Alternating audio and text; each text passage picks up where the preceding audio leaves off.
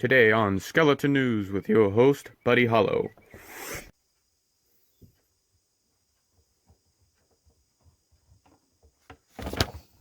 Wow, that was a lot of information. Today on Subculture Group Culture on Skeleton News Show, I am Buddy Hollow. And today we are going to be talking about D&D, which is Dragons and Dungeons. The people that will be covering this information will be Douglas Wilson and Charles. They are both experts in the field. Douglas is a newcomer to D&D, but Charles is the professional of the group. He will be talking about it later, but Doug will be talking about the information and the starting points of D&D. He is the newcomer, therefore he will be talking about the importance of D&D and how is it a subculture. Douglas has more on the story. Doug? Thank you, buddy. Good evening. It is now 11 o'clock where I am at, and I am going to be talking about D&D. As a newcomer to D&D, it is very fascinating to see the complexity of D&D, which is Dungeons and Dragons. My good friend Charles, which is a professional or a pro league player of Dungeons and Dragons, has given me a lot of information. And a side note, due to why I am interested in this subculture, is because where I work at, fascinatingly, a lot of my people that are close to my age, maybe a little bit older, maybe a little bit younger, Generation Z category to late millennials, have took a lot of interest in D&D, and basically 10 of my associates that work there are very familiar or very hardcore D&D players. And one of my people that I work with is wanting to get me into D&D because they have seen my creativity and my imagination. And scrolling and looking at many websites that have been provided by Charles, thank you Charles, I have found that it is very imaginative. It creates creativity, the unexpected, and unlike watching a movie or like playing video games, it's kind of different, because reason why this is so unique and complex is because it's old school. And reason why I say old school, it encourages people to come together to interact, be face to face, which is very, it's kind of weird nowadays because a lot of things is being digital and a lot of media and COVID-19 wants to separate people. But this is encouraging people to come together. And I believe that this is great for what society needs, is that interaction factor. And we're going to need it more than ever after this pandemic's over with, so-called. But it's fascinating, and I found this little article that was presented by Charles, and it reads, and this is from entertainmenttime.com, and it was published by James, I'm not going to say the last name because I'm going to botch it, and it says that the most important, what D&D has in common with Lost and with today's video games and with social network and with any entertainment today that enhances by fan interactions and online analysis is that it establishes a mold where entertainment and story wasn't simply something that was handed down with you by predetermined outcomes and by rigid set rules. It was something that you held to create, that in fact would not exist without enthusiasm and imagination that you brought to it. So basically, the game's limit is only as limited as your imagination, which is fascinating because it makes people be creative. This is very encouraging to see. And remember, this Dungeons and Dragons can basically come up to, I believe you can almost have an unlimited number of people in your group, almost, I believe. Because I believe that if you have the more people in it, the more adventures and the more, things that can happen in your adventures. And that's the other thing, too, is that this is, imaginative, not just by character creation, but by storytelling. I mean, each encounter can be totally different and can totally change the outcome. You might be... The next day you might think you're going this way, but you might be going the other way. And it's not like a game where there's already levels and everything there and you can't really divert because you're already in strict rules. But D&D is different. And so when I came across this other and this was a PDF file presented by Charles again. Thank you, Charles. And it's Dungeons and Dragons for Dummy. And this is a very fascinating book. And when I would open this PDF file, I found out that there is 434 pages. And that is fascinating on how in-depth and cool the complexity of this D&D is. And so when I was scrolling through, I found out that um, that the character that I would probably pick the most would be an elf fighter. It's a Quarian, and Quarian. Quarian has, and this is the character's description. Quarian has taken to the life of adventure to satisfy his wanderlust. He believes in setting his own place and wandering freely from dungeons to dungeons in search of adventure and glory. Quarian never goes into a battle without his trusty 11 longbow and longsword at his side. Quarian's jobs on an adventure team is to kill the monster and protect his teammates. Now, in conclusion of D&D is that it encourages, it sparks creativity and imagination, and that's basically the goal of D&D is have creativity and imagination, which I believe is something that we need more than ever nowadays, because in this digital culture that's coming at us at a rapid rate, it's kind of killing creativity and imagination, where social media and is kind of like it's blowing out that, and there's a lot of repetition of not a lot of imagination nowadays, which is sad. But this is encouraging because as a person that does not know about it, I kind of knew about it before I even took this class, or before even Charles even brought me on board. I already kind of knew a little bit about D&D, and when I first heard about it, I thought it was a board game, and I wasn't that far off.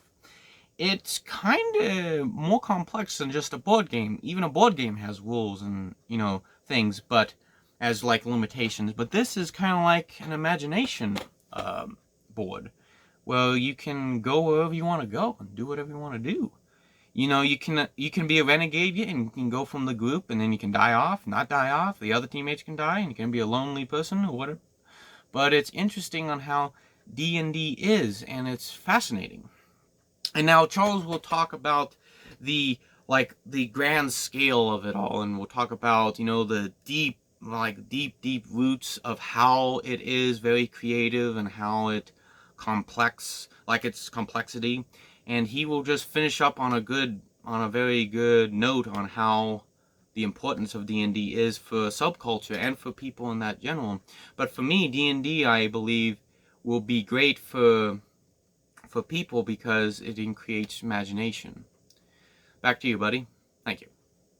Thank you, Doug. Now, Charles will finish up this segment with his information. Charles?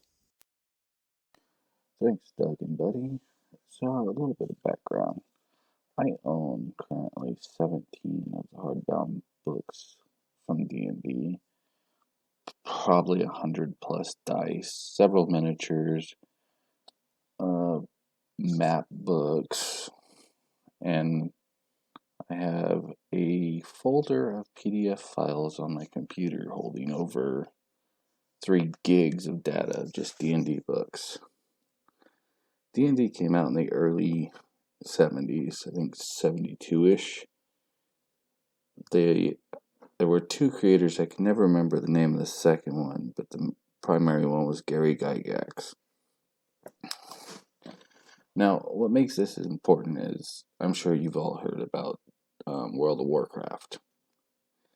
When he passed, Gary Gygax that is, Blizzard put out a update or patch on World of Warcraft and dedicated it to Gary Gygax, because without him, none of the higher mass multiplayer online role-playing games would exist. So they did him an honor by doing that. Now, another thing was what Doug was talking about, how there weren't set rules, levels type things. That would be an open world concept. So with Dungeons and Dragons, the world isn't limited to where you can or cannot go. It's only limited by your dungeon master, your DM. And that really brings us to another set of subcultures within Dungeons and Dragons.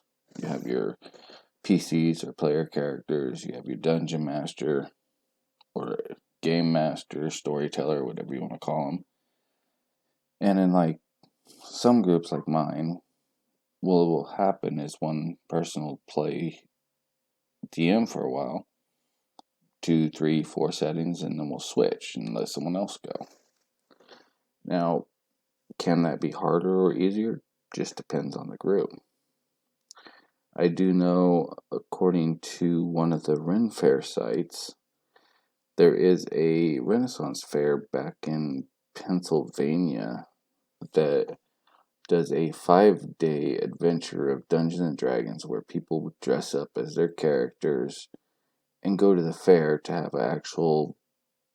it's a mix of live action and board playing of D&D. Now,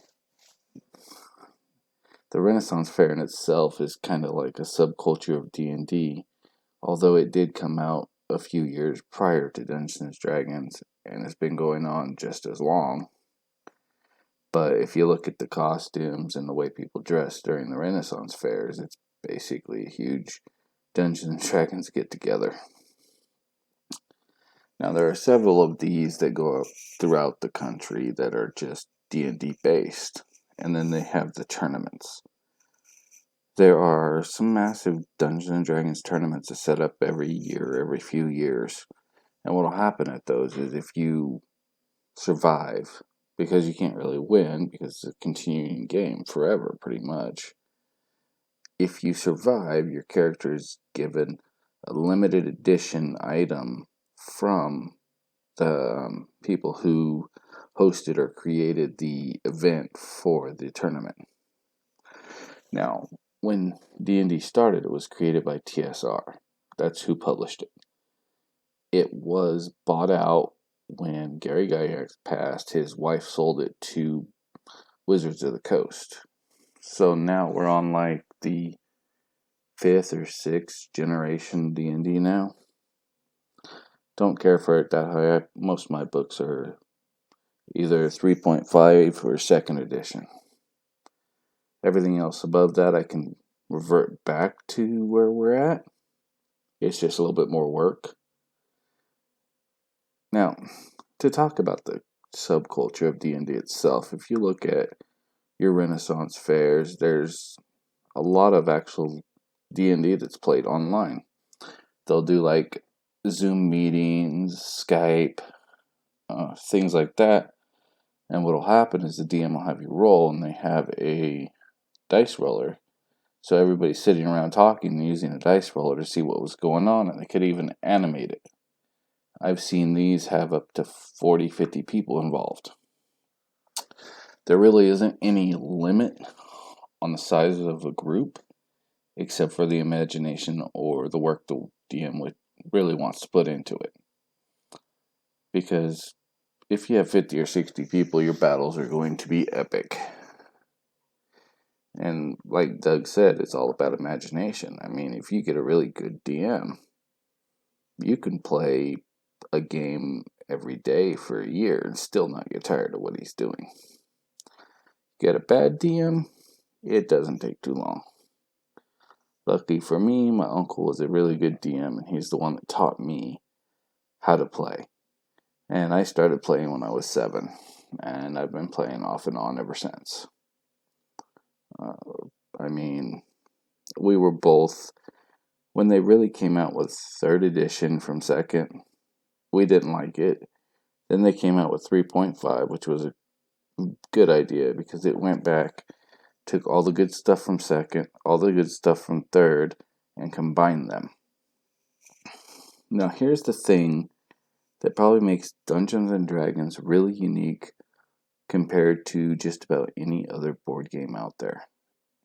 With Dungeons and Dragons, the core books, all the rules, anything in there, it's really just a guideline. You don't have to follow it word for word. We changed it when we started playing 2nd edition because elves could not be raised from the dead. Your character died, you had to create a new one. We threw that rule out as soon as we saw it. So, I mean, and there's a lot of people from my uncle's generation, and they're in their 60s and 70s now, to junior high school students playing it. So it covers a lot of ages. So there's a lot of interaction between the groups, a lot of different cultures involved there, but they're also just focused on one thing: playing a game and having fun. And if you can get that going, that's really what it matters for. Because, I mean, let's face it, if you're not having fun, you're not going to want to do it again. And the thing about Dungeons and Dragons is you can have a lot of fun. Everybody at the table can have fun. I mean, there's so many different classes. You got your fighters, your wizards, your thieves, your clerics. You got, 9 different alignments: lawful good, lawful neutral, lawful evil, neutral good, true neutral, neutral evil, chaotic good, chaotic neutral, chaotic evil. And each has its own set of guidelines. So, I guess if you really want to look at it, it's kind of like you get to become the character and do things as the character that you aren't able to do in real life. It's just a lot of fun. And a lot of people get involved. I mean, it's like with the Renaissance Fair that does the Dungeons and Dragons adventure. It's like Comic-Con. Basically, everybody dresses up, everybody has fun. Everybody, from what I read, got prizes. I mean, there's stuff listed on Blizzard's website about Dungeons and Dragons. If you go to Wizards of the Coast, they have a whole site dedicated to nothing but Dungeons and Dragons. There used to be a website for a magazine called Dragon, and that would talk all about Dungeons and Dragons, and it would also have free modules. And what the modules are is a campaign setting. So there would be a campaign setting in each magazine, and it came out like 6 times a year, I think. But it's been out of print for a while now. And then there's the miniatures. I mean, there's thousands of miniatures out there. Nowadays, they're all pretty much plastic. When I first started playing, they were lead and pewter. I can understand why they got rid of the lead. It's poisonous. But hey, they didn't know that at the time. And some of those miniatures are actually worth a lot of money nowadays. And, I mean, let's look at the books based on Dungeons and Dragons. You have the Dritz series. I think that's R.A. Salvatore. You have Dragonlance, written by Margaret Weis and Tracy Hickman. You've got some based on the Faerun series. You've got Spelljammer. I mean, Dungeons and Dragons isn't just based in the past with magic and stuff. You have the Spelljammers, which is futuristic with magic and science. I mean, without the game, the books wouldn't exist, and the books mean a lot to a lot of people too. I've seen conventions for Dungeons and Dragons books along with the game. So, this is a very large culture, but it's still a subculture of main society. I mean, there's been times they've tried to outlaw it for being witchcraft and devil worship. Granted, that got thrown out of court, but still. So I'm just going to close with, it is a very big culture. It's a lot of fun. If you ever get a chance, play it. Have a blast. You might just enjoy it. Thank you.